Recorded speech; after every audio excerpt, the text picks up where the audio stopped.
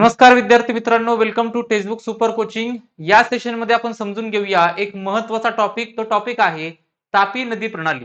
जर तुम्ही हे लेक्चर शेवटपर्यंत केलं तर तुम्हाला या अगोदर आलेले तापी नदीवरचे सगळे प्रश्न आणि इथून पुढे जे प्रश्न तुम्हाला विचारले जाऊ शकतात, तर तापी नदीवरचे सगळे क्वेश्चन तुम्हाला सॉल्व्ह होतील. फक्त तुम्हाला हे लेक्चर शेवटपर्यंत करावं लागेल. अगदी थोडक्यात समजून घेऊया तापी नदी प्रणाली आणि एक्झाम ओरिएंटेड समजून घेऊयात. या अगोदर आपण गोदावरी नदीचं लेक्चर केलेलं आहे, रेकॉर्डिंग मध्ये पाहून घ्या जर तुम्ही ते लेक्चर पाहिलं नसेल तर. याचबरोबर तुम्ही जर या कंबाईनच्या प्रिलिमचा अभ्यास करत असाल, जर तुम्हाला ही कंबाईन खूप डेडिकेटली द्यायची असेल, अभ्यास करून द्यायची असेल, तर आपण सुरू केलेली आहे एमपीएससी कंबाईन लाईव्ह बॅच. जर तुम्ही या लाईव्ह बॅच मध्ये अजून एनरोलमेंट केली नसेल तर लवकरात लवकर तुम्ही तुमचा प्रवेश निश्चित करा. आणि तुम्हाला जर यामध्ये मॅक्सिमम डिस्काउंट हवा असेल तर तुम्हाला एक कोड यूज करायचा आहे. तो कोड आहे अनिकेत. कॅपिटल मध्ये अप्लाय कुपन मध्ये जाऊन हा कोड अप्लाय करा. तुम्हाला मॅक्सिमम डिस्काउंट मिळून जाईल आणि तुम्ही बॅच मध्ये कमीत कमी फी मध्ये काय कराल ते एनरोलमेंट कराल. सो आपला कोड नक्की यूज करा, तुम्हाला मॅक्सिमम डिस्काउंट मिळून जाईल. बॅच बद्दल लास्टला मी सगळी इन्फॉर्मेशन देतो. पुढे जाऊयात.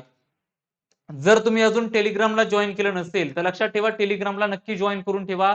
टेलिग्राम वरती सर्व लेक्चरच्या लिंक, पीडीएफ, नोट्स या सर्व आपण प्रोव्हाइड करत असतो.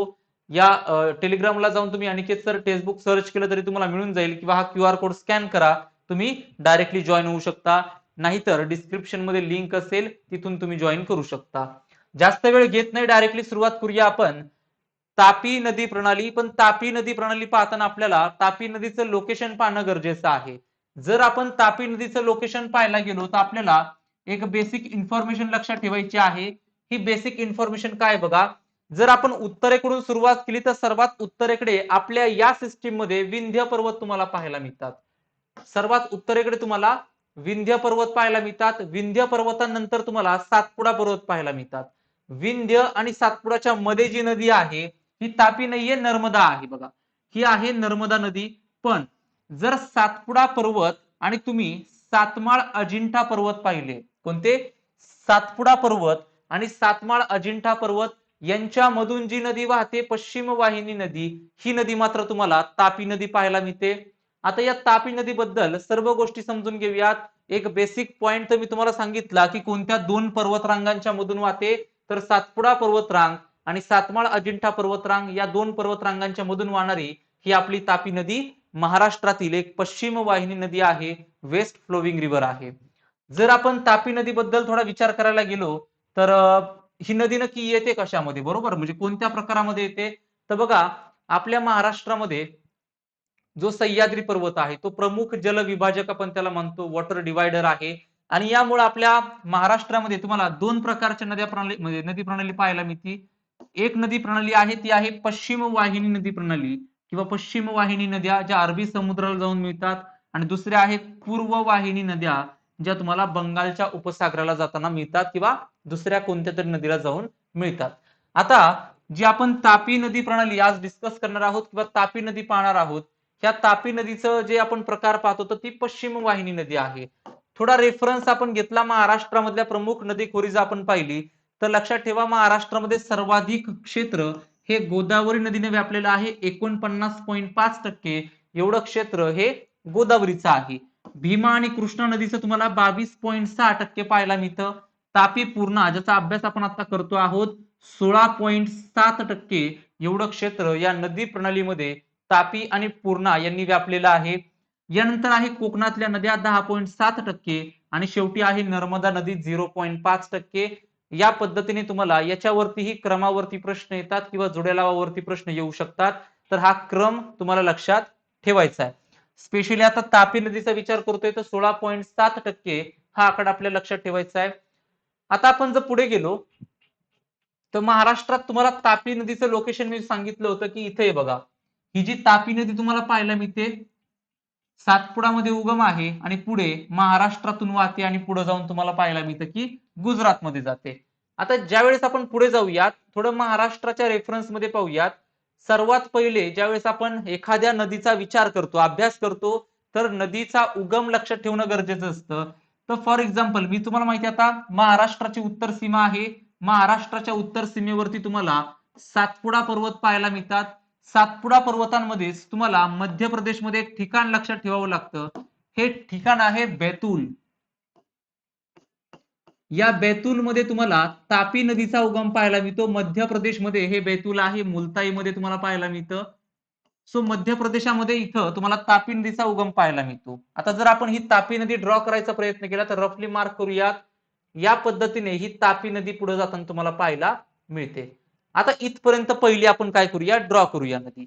बघा, मी उगम तुम्हाला दाखवलेला आहे. सातपुडामध्ये बैतूलमध्ये उगम पाहायला मिळतो आणि इथून पुढे ही नदी ज्यावेळेस वाहते तर महाराष्ट्रामध्ये या नदीचं राजकीय क्षेत्र पाहणं पण गरजेचं आहे. राजकीय क्षेत्र म्हणजे काय, तर किती जिल्ह्यांमधून ही नदी वाहते. तर या प्रश्नाचं उत्तर आहे की महाराष्ट्राच्या 4 जिल्ह्यांमधून मुख्य तापी नदी वाहते. हे 4 जिल्हे कोणते ते समजून घेऊयात. सर्वात पहिला जो जिल्हा आहे तो लक्षात ठेवा, या ठिकाणी तुम्हाला पाहायला मिळतो. हा जिल्हा आहे अमरावती. सर्वात पहिल्यांदा तापी नदी अमरावतीच्या सीमेवरती प्रवेश करते. या ठिकाणी जर तुम्ही पाहू शकत असाल तर इथं ही नदी प्रवेश करते. महाराष्ट्रामध्ये प्रवेश केल्यानंतर ही नदी परत एकदा मध्य प्रदेशामध्ये प्रवेश करते आणि यामुळं जशी गोदावरी नदी महाराष्ट्रात परत एकदा प्रवेश करते त्याच पद्धतीने तापी नदी महाराष्ट्रात परत एकदा प्रवेश करते. अमरावतीमध्ये पहिल्यांदा प्रवेश तुम्हाला पाहायला मिळतो. यानंतर जेव्हा ती मध्य प्रदेशमध्ये प्रवेश करते यानंतर तुम्हाला ती जळगाव मध्ये पाहायला मिळते, प्रवेश करते महाराष्ट्रात परत एकदा. जळगाव मध्ये प्रवेश केल्यानंतर बघा इथं हा प्रवेश पाहायला मिळतो. इथून ही नदी जळगाव मधून धुळ्यामध्ये वाहते, धुळ्यामधून नंदुरबार आणि यानंतर ही नदी पुढे जाते आणि आपल्या गुजरातमध्ये जाते. सो ही 2 ठिकाणं आपल्याला लक्षात ठेवणं गरजेचं आहे. एक म्हणजेच पहिल्यांदा प्रवेश अमरावतीमध्ये आहे, दुसरा प्रवेश तुम्हाला जळगाव मध्ये पाहायला मिळतो. तर लक्षात ठेवा, अमरावती, जळगाव, धुळे आणि नंदुरबार. राजकीय क्षेत्रांचा विचार केला तापी नदीच्या तर तापी नदी 4 महत्वाच्या जिल्ह्यांमधून वाहते.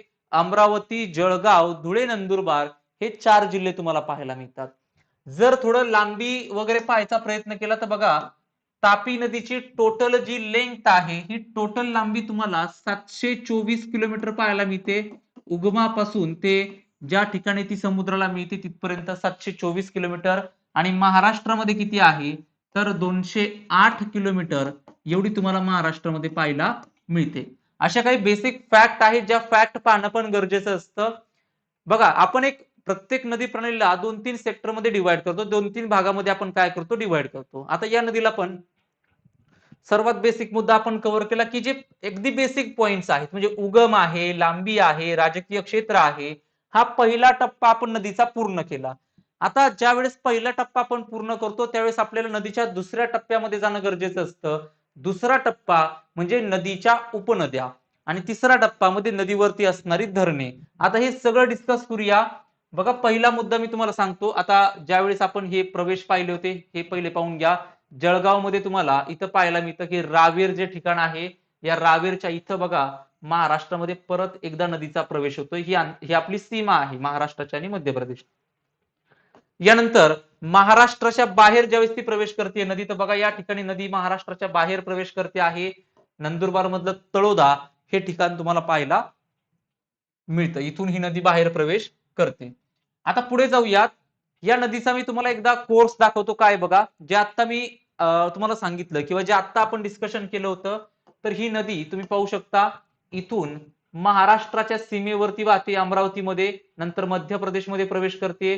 मध्य प्रदेश नंतर परत एकदा ती आपल्या महाराष्ट्रामध्ये प्रवेश करते आहे, जळगाव मध्ये येते. जळगाव मध्ये आल्यानंतर परत ही नदी पुढे जाते धुळ्यामध्ये आणि धुळ्यातून नंदुरबार मध्ये. अशा पद्धतीने या नदीचा तुम्हाला प्रवाह पाहायला मिळतो. आता आपण पुढे जाऊयात.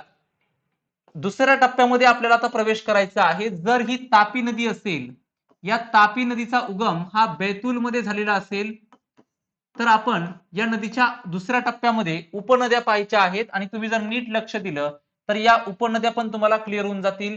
बैतूल मध्ये ही नदी उगम पावते आहे. जस्ट उदाहरण घेऊया. आणि ही नदी या पद्धतीने पुढे वाहते आहे आणि गुजरातमध्ये जाते. हे आपलं पहिलं तापी नदीचा एक सिंपल काय केलाय मी कोर्स तुम्हाला दाखवलेला आहे, प्रवाह दाखवलेला आहे. आता या तापी नदीच्या ज्या उपनद्या आहेत त्या उपनद्या थोड्या समजून घेऊयात. बघा, तापी नदी जर या साईडला चालली असेल, म्हणजे तापी नदीचं जे तोंड आहे ते जर इकडं असेल, तर जी वरची बाजू आहे ही वरची बाजू कोणती असणार आहे?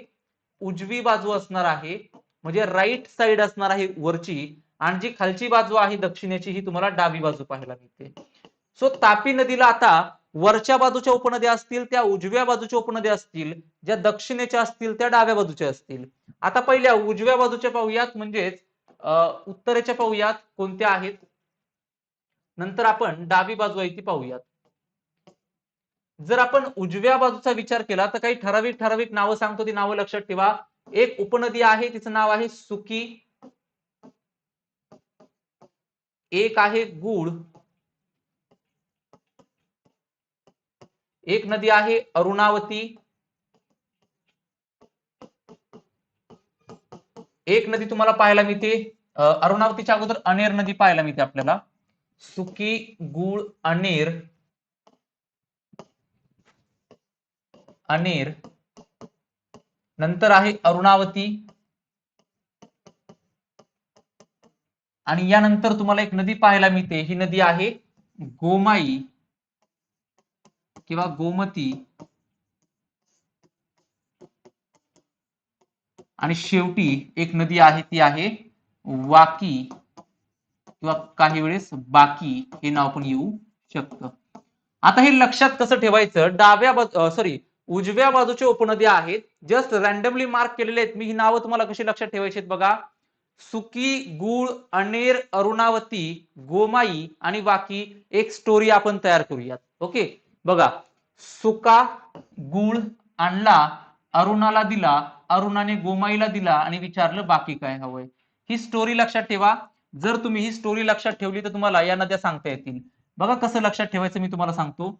परत एकदा आपण ड्रॉ करायचा प्रयत्न करूयात आणि परत एकदा तुम्ही देखील माझ्या बरोबर आठवायचा प्रयत्न कराल की तापी नदीच्या उजव्या बाजूच्या उपनद्या कोणत्या होत्या, आणि जर तुम्ही हे आठवायचा प्रयत्न केला तर तुम्हाला देखील हे आठवून जाईल. आपल्याला आता काहीच माहिती नाही तापी नदीच्या उपनद्यांच्या बाबतीत, असं आपण कन्सिडर करूयात आणि आपण पाहूयात की आपल्याला उजव्या बाजूला कोणकोणत्या उपनद्या पाहायला मिळतात.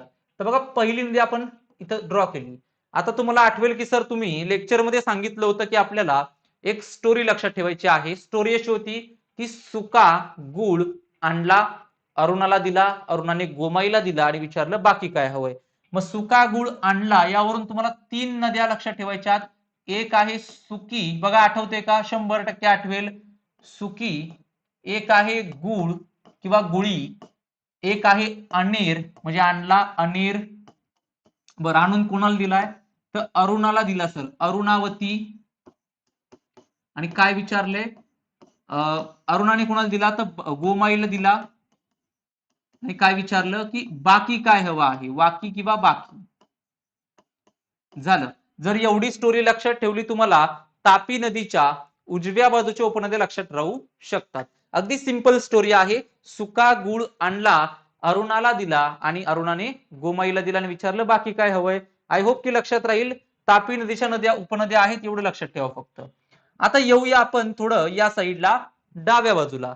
जर डाव्या बाजूला आपण आलो तर एक सर्वात महत्वाची उपनदी तुम्हाला तापी नदीची पाहायला मिळते. या नदीला काय स्टोरी मध्ये घ्यायचं नाहीये कारण खूप महत्वाची आहे. ही आहे पूर्णा नदी. पूर्णा नदी ही चांगदेव श्री क्षेत्र चांगदेव मधून या जळगाव मध्ये येऊन आपल्या तापी नदीला मिळते. आता यानंतरच्या नद्या मी तुम्हाला सांगतो बघा. एक नदी आहे वाघूर. वाघूर. एक नाशिक मधून येणारी नदी आहे, ही नदी आहे गिरणा.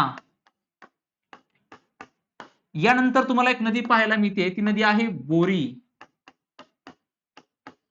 बोरी नंतर तुम्हाला एक नदी पाहायला मिळते, ती नदी आहे धुळ्याची पांझरा. त्यानंतर एक नदी आहे बुराई आणि एक नदी आहे शिवा. आता सर याची पण काही स्टोरी आहे का?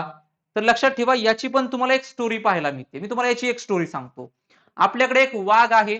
ओके, वाघ गिरणीमध्ये गेला. आता वाघ गिरणीमध्ये जाताना काही धान्य घेऊन जाणार नाहीये. वाघ जंगलामध्ये राहतो तर बोरं घेऊन गेला. काय घेऊन गेला? बोरं घेऊन गेला. बघा, वाघ गिरणीमध्ये गेला, बोरं घेऊन गेला. आता गिरणी मालकाचं नाव होतं पांझरा. असं लक्षात ठेवा. तर स्टोरीसाठी काहीतरी तयार करावं लागेल. तर गिरणी मालकाचं नाव आहे पांझरा.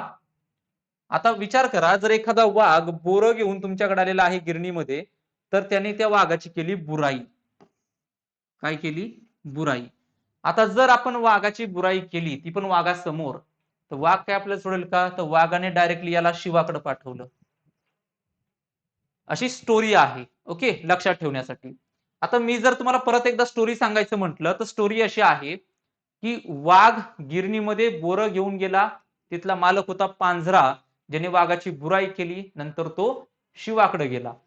आता जर ही मी तुम्हाला परत एकदा विचारलं की आपल्याला, मी तुम्हाला सांगतो की काहीच माहिती नाही. ओके, आपल्याला तापी नदीच्या डाव्या बाजूच्या उपनद्या माहितीच नाहीयेत, पण मी तुम्हाला म्हणतो की आपण स्टोरीच्या फॉर्मॅटमध्ये एकदा रिवाइज करूयात, तर पाहूया तुम्हाला हे सांगता येते का. ओके, जस्ट एक मिनिट. आणि जमेल, जर तुम्ही आठवायचा प्रयत्न केला तर तुम्हाला देखील या उपनद्या सांगता येतील.